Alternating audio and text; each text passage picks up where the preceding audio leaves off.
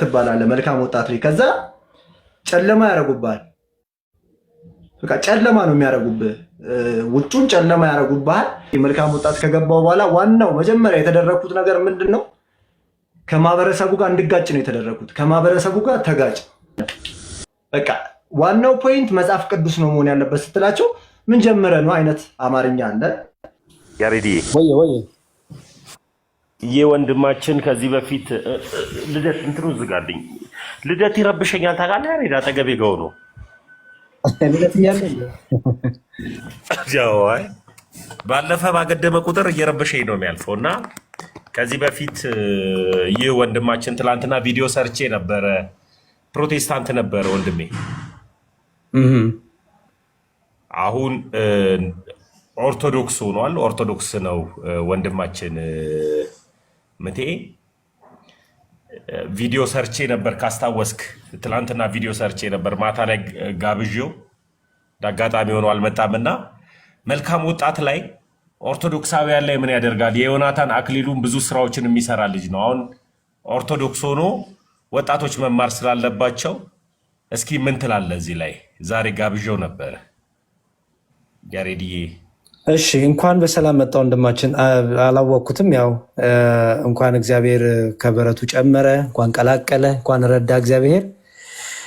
በርታልን፣ ደስ ብሎናል ስላንተ፣ እግዚአብሔር ይመስገን።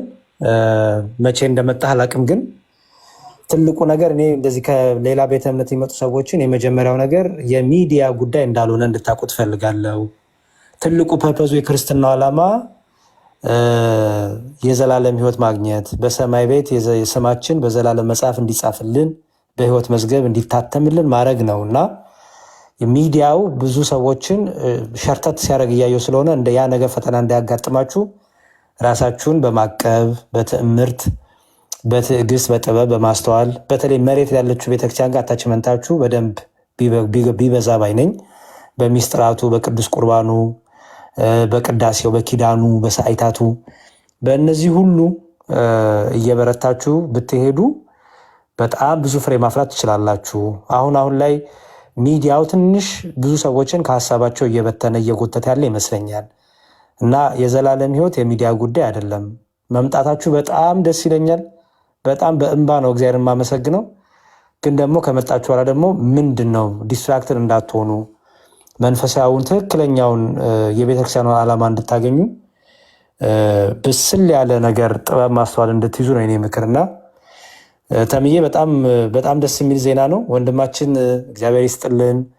በጣም ደስ ብሎናል ስለመጣ። ከአንተ ብዙ እንማራለን ብዬ አስባለሁ። ያለፈውን ህይወትህን በመክሰስ በመስደብ በማንቋሸሽ ሳይሆን ካለፈው ህይወትም እንተማርክ በሚለው ሴንስ ብዙ ሰዎችን ታስተምራለህ፣ ትመክራለህ ብዬ በጣም ተስፋ አድርጋለሁ። እግዚአብሔር ይመስገን ስላንተ። ደስ ብሎኛል ስላገኘሁ ወንድሜ።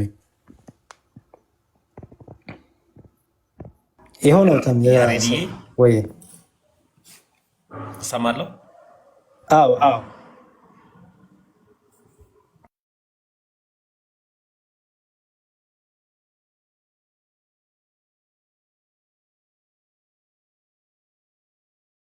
ኔትወርኩ የተሜ ምንቱ አለ ምንቱ ያስ ድምፅህን አሰማ። አይ ቲንክ ተሜ ኔትወርኩ ጥሩ አይደለም መሰለኝ። አለሁ። እንዴት ናችሁ? እግዚአብሔር ይመስገን ወንድማችን፣ እንኳን ሰላም መጣ። እንኳን ሰላም ጠበቃችሁ። እሺ እንታወቅ። ማን ልበል? ራስን አስታውቀን። ምን ተስኖ ትባላለሁ። እሺ 6 ወር ሆኖኛል ኦርቶዶክስ ከሆንኩ በእርግጥ ማለት ነው። በምን ያህል ጊዜ ነበር በፕሮቴስታንት ቤተ እምነት? 12 ዓመቴ እየነበረ በ12 ዓመቴ ምናምን ነው ጌታን ተቀበል ተብዬ በእህቴ አማካኝነት አማኑኤል ቤተ ቸርች ነበር ፕሮቴስታንት የሆንኩት። በመሀል አለመመቻቸት ነበረ። አለመመቻቸት ስለ ይሄ ገባ ወጣ የምትለው ነገር አለ አይደለ?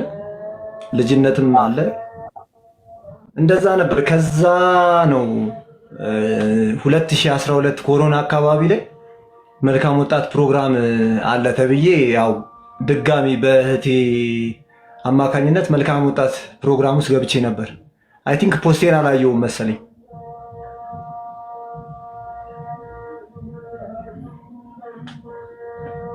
ያሬዲ የሆነ ቁርጥ ቁርጥ የሚል ነገር አለ። አይ ቲንክ የተሜ ቤት ኔትወርኩ መሰለኝ።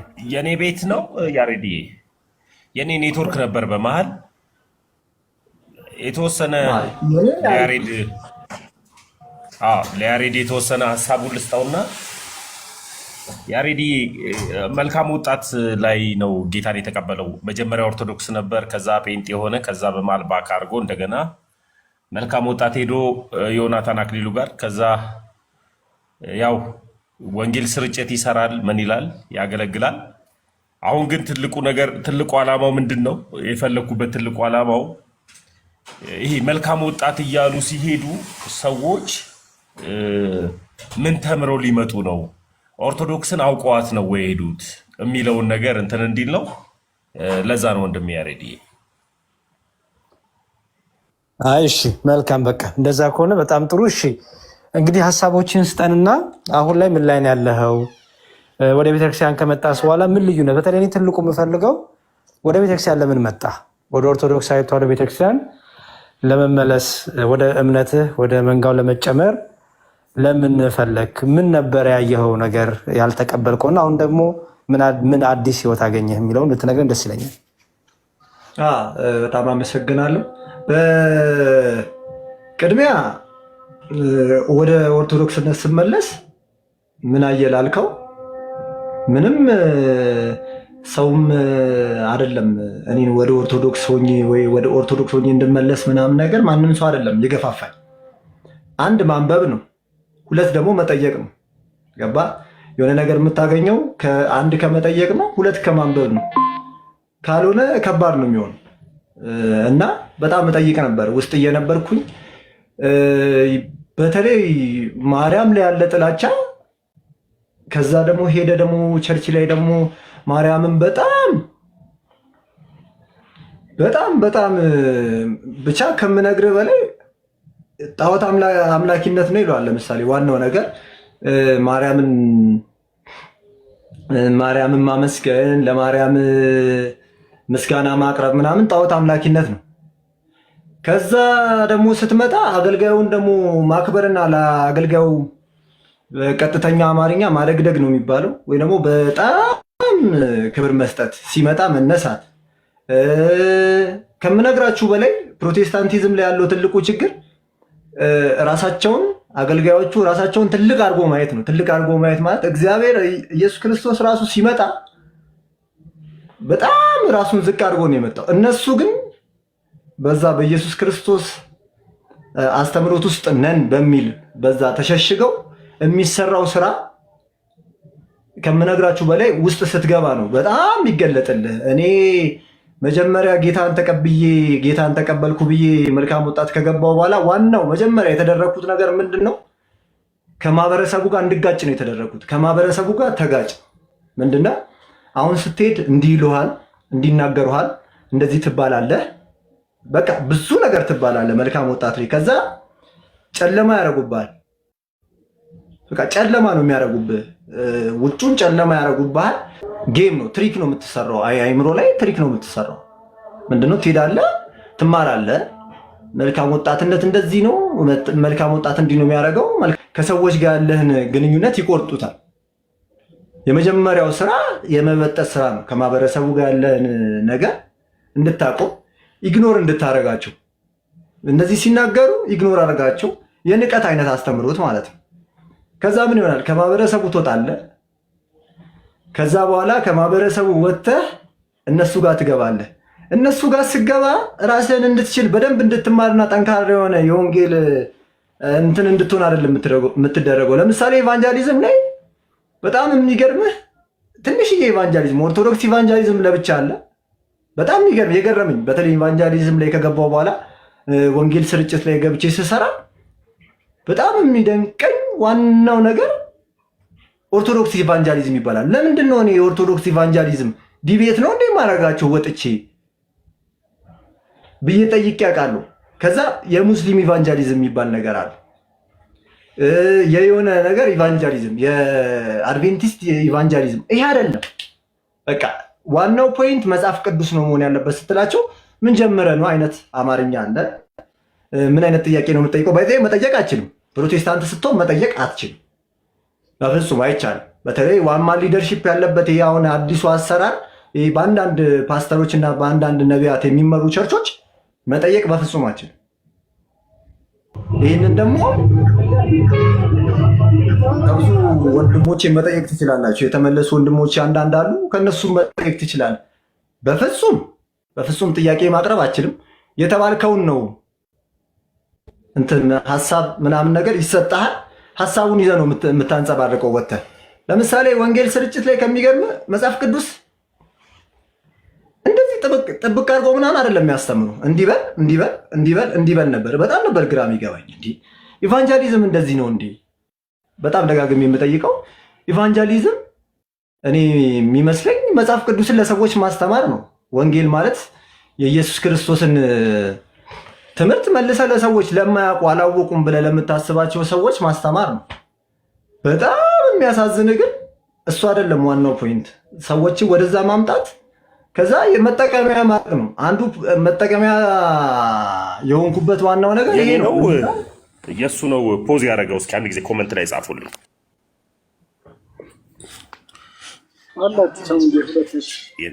አለው ያለው እሰማለሁ። ተሙ ይሰማል። ቀጥል ወንድዬ። ይቅርታ ምትዬ ቀጥል። የኔ ነው በቃ ኔትወርክ። ቀጥል። ኦኬ እና ዋናው ኢቫንጀሊዝም ላይ የምትሰራው ስራ ውጭ ላይ ያለህ አክቲቪቲ ይታያል፣ ከሰዎች ጋር ያለህ መስተጋብር ይታያል። እንዴት በምን አይነት መንገድ ይሄ ልጅ ገንዘብ ያመጣልናል? ዋናው በቃ ወንጌል ስርጭት በሚለው ሰበብ እንዴት ይሄ ልጅ ገንዘብ ያመጣልናል? አንድ ሲያዩ እንትን ነኝ ሉኬም ምናምን ከውጭ የመጣ እንደሆንኩ አስታውቃለሁ። አንዳንድ ፖስቶቼ ላይ አይተህ ከሆነ ፖስቴ ላይ አይታችሁ ከሆነ አንዳንዶቹ ፖስቶቼ ላይ እንትን አለ ንቅሳቶች እጄ ላይ ስላሉ ምናምን ነገር በዓለም ኖርማል በዓለም በነበርኩ ሰዓት የተነቀስኳቸው ንቅሳቶች ስላሉ እሷ ቆንጆ ቀመር ናት ለነሱ።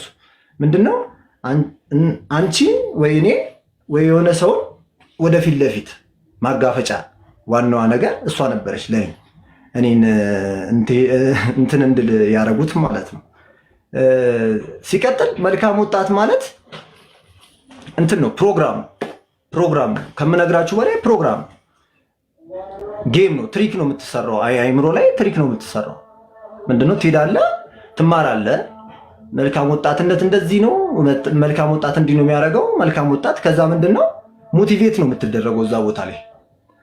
ለምሳሌ ሱስ ለማቆም ብሎ በጣም ብዙ አንድ የጨርቆስ ልጆች ነበሩ 2013 መልካም ወጣት ላይ መቼም የማረሰው እንትን በጣም ሞቲቬት ስትደረግ ባይዜ ሞቲቬት በተደረግ ቁጥር መንፈሳዊ ሰው የሆንክ ይመስላል። ኃይለኛ መንፈሳዊ ሰው የሆንክ ስለሚመስል በጣም ነበር ሞቲቬት የሚደረጉትና ይህንን እንጀራ አለ አንደኛው መቼም እዛ ሰፈሬ በልቼው አላውቅም ማለት በጣም ዋናው የገረመኝ ነገር 2013 እርግጠኛ ሆኜ አሁን እዚህ ውስጥ የሚያውቁ ሰዎች ይኖራሉ። ፕሮቴስታንት ሆነው ከኔ ጋር ማርሲል ቲቪ ላይ የሚሰሩ ልጆች ካሉ በደንብ ይሰማሉ።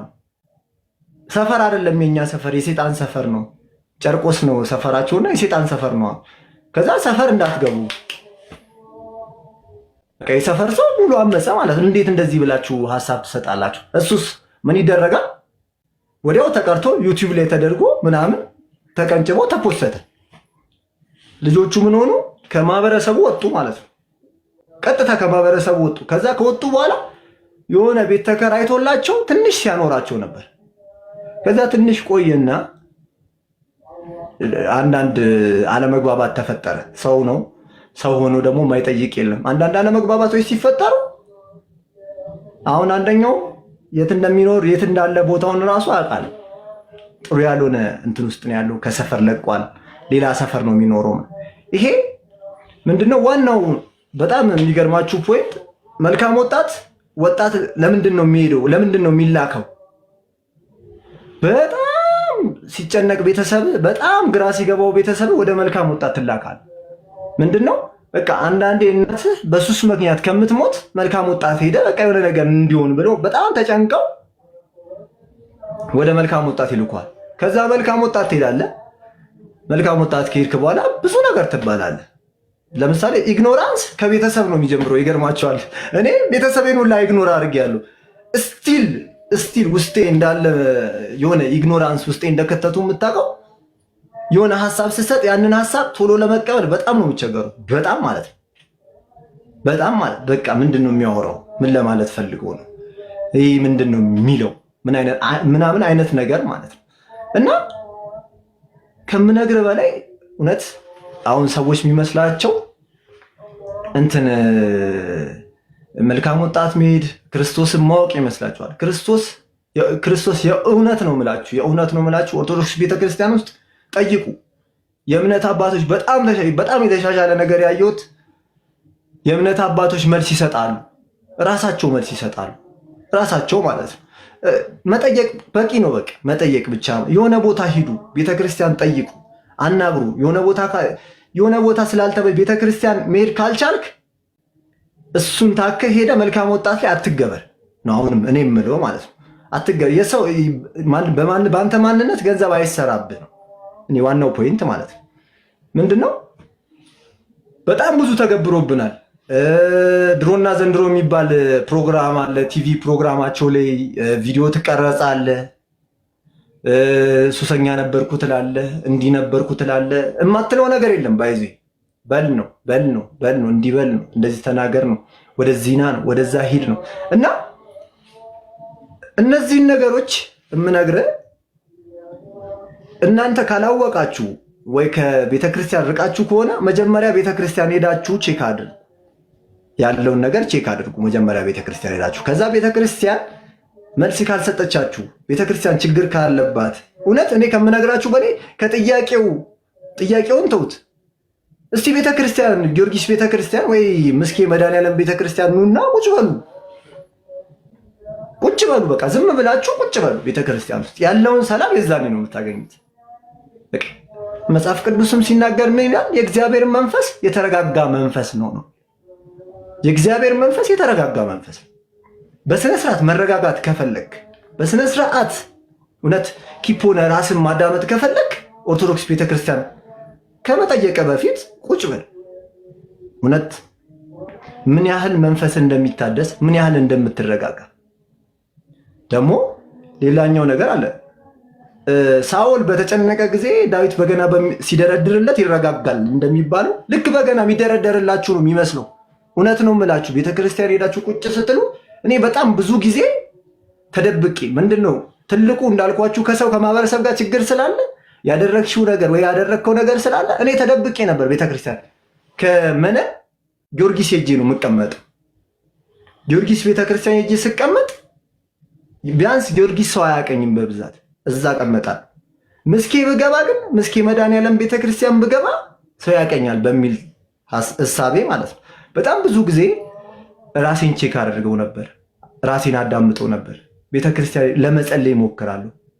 እና ከምነግራችሁ በላይ ጾም ጸሎት፣ ለምሳሌ ጾም ጸሎት ቤተክርስቲያኗ አላት። ልክ ጾም ጸሎት ሲታወጅ ጾም ጸሎት ላይ በስነ ስርዓት ጾማችሁን መጸለይ። እኔ አሁን በዚህኛው ጾም ምን ያህል በረከት እንዳገኘው እኔ ነኝ የማውቀው። መንፈሳዊ በረከት መቼም ከፖስቴን ያየ ሰው ያውን ፊቴን አይታችሁ ምን ያህል ለውጥ እንዳለ ታውቃላችሁ። እና መልካም ወጣት መሄድ ማለት ዋናው ፖይንት ውጭ ያለውን ሰዎች ማደናገሪያ ነው የምትሆኑት። ማደናገሪያ፣ ሰዎችን ማደናገሪያ፣ ገንዘብ መስሪያ።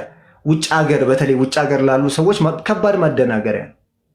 እንዲያደርገ ነበር፣ እንደዚህ ሆን ነበር፣ እንደዚህ ሆን ነበር፣ እንደዚህ ሆን ነበር። አንድ መልካም ወጣት ላይ እኔ የማውቃቸው መልካም ወጣት ላይ ከኔ ጋር ሄደው ተለወጥን ያሉ ሰዎች በብዛት መልካም ወጣት ውስጥ የሉም። አሁን በመጠየቅ